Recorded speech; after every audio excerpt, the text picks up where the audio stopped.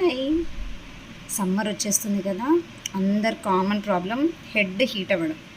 చాలామందికి ప్రాబ్లం ఉంటుంది, ముఖ్యంగా ఎండలో బయట తిరిగే వాళ్ళకి 100% హెడ్ హీట్ అవుతుంది. ఎంత ఆయిల్ పెట్టినా కూడా అది అస్సలు తగ్గదు కదా. అలాంటి వాళ్ళకి చాలా బెస్ట్ స్టెప్, అంటే ఇది నేను పర్సనల్గా యూజ్ చేస్తున్నాను. చాలా చాలా చాలా బాగా యూజ్ అవుతుంది. ఇది ఏం కొత్తది కాదు, ఆమ్దం క్యాస్టర్ ఆయిల్.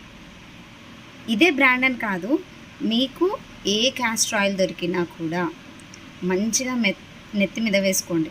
సేమ్ మీరు ఆయిల్ ఎలా అప్లై చేస్తారో కొంచెం తీసి హెడ్ మీద కనుక మీరు ఈ పార్ట్లో కనుక అప్లై చేస్తే, బిలీవ్ మీ, మీరు ఎంత ఎండలో తిరిగినా కూడా నెత్తి చల్లగా ఉంటుంది, అస్సలు హీట్ అనిపించదు. ఒక్కసారి ఇది ట్రై చేయండి.